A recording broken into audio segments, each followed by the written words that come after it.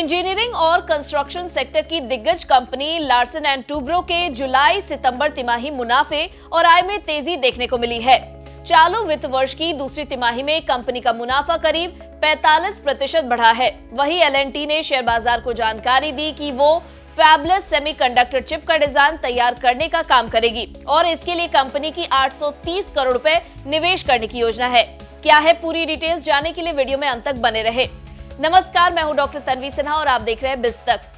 भारत समेत दुनिया के बाजार में अधिकतर इलेक्ट्रॉनिक्स आइटम कहीं न कहीं सेमीकंडक्टर चिपसेट पर डिपेंडेंट है। मोबाइल से लेकर सैटेलाइट तक में इसका इस्तेमाल होता है।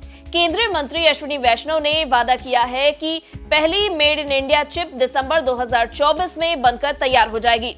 वहीं इंजीनियरिंग कंपनी L&T ने ऐलान किया है कि वो अब फैबलेस सेमीकंडक्टर चिप के डिजाइन और प्रोडक्शन ओनरशिप बिजनेस पर काम करने वाली है। इसके लिए L&T एक पूर्ण स्वामित्व वाली सब्सिडरी कंपनी बनाएगी और बोर्ड ने सब्सिडरी कंपनी बनाने को लेकर मंजूरी भी दे दी है। इस बिजनेस में पूरे 830 करोड़ रुपए का निवेश किया जाएगा।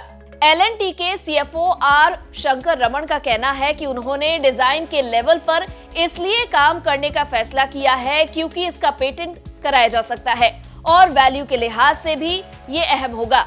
कंपनी की रणनीति सप्लाई चेन से जुड़े कम इन्वेस्टमेंट वाले हिस्से पर फोकस करने की है। रमन ने बताया कि कंपनी की मैन्युफैक्चरिंग में शामिल होने की उसकी कोई योजना नहीं है क्योंकि सेमीकंडक्टर चिप मैन्युफैक्चरिंग सेगमेंट में चाइनीज, ताइवानी और कोरियन कंपनियों से मुकाबला करना काफी मुश्किल है। इसीलिए वो फिलहाल इस सेगमेंट को टारगेट नहीं कर रहे हैं। उन्होंने कोविड-19 के वक्त सेमीकंडक्टर की कमी के कारण प्रोडक्शन और इकोनॉमी पर पड़ने वाले विपरीत असर की भी बात की और कहा कि कंपनी का मेन फोकस इस वक्त ऑटोमोबाइल और इंडस्ट्रियल चिप्स डिजाइन करने पर है। इसमें कम निवेश की जरूरत होगी और मैन्युफैक्चरिंग के मामले में दबाव नहीं होगा। वहीं रमन के अनुसार कंपनी फैबलेस सेमीकंडक्टर चिप्स के लिए अमेरिका में रिसर्च एंड डेवलपमेंट सेंटर भी स्थापित कर सकती है। बता दें, भारत सरकार फिलहाल 10 अरब डॉलर के capital expenditure linked incentive scheme के तहत चिप बनाने वाली कंपनियों के 10 आवेदनों पर विचार कर रही है। इसमें से 2 प्रस्ताव silicon fabs, 3 compound semiconductor fabs और 5 चिप्स की पैकेजिंग से जुड़े हैं। चलिए एक बार अब L&T के जुलाई सितंबर तिमाही के नतीजों पर भी नजर डाल लेते हैं।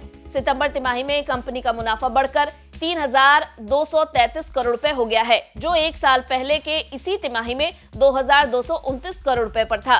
कंपनी के मुनाफे में यह बढ़ोतरी 45% की है। कंपनी की आय की बात करें तो यह भी साल दर साल 42,763 करोड़ रुपए से बढ़कर 51,024 करोड़ रुपए पर पहुंच गई है।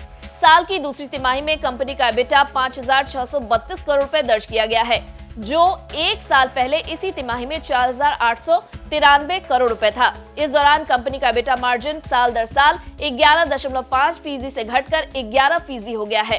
कंपनी को 30 सितंबर 2023 को समाप्त तिमाही के दौरान ग्रुप स्तर पर 89,153 करोड़ के ऑर्डर मिले, जो साल दर साल आधार पर 72% की बढ़ोतरी है। तिमाही के दौरान हाइड्रोकार्बन बिजनेस के ownership vertical, urban transit system, transmission and distribution के साथ साथ रेसिडेंशियल और कमर्शियल स्पेस जैसे सेगमेंट में ऑर्डर मिले। वहीं कंपनी का शेयर आज सुबह 1.4% की गिरावट के साथ करीब 2,888 रुपए पर ट्रेड कर रहा था।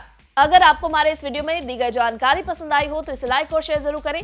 साथ ही बिजनेस जगत की खबरों से अपडेटेड रहने के लिए बने रहे हमारे साथ और देखते रहे बिज़ तक।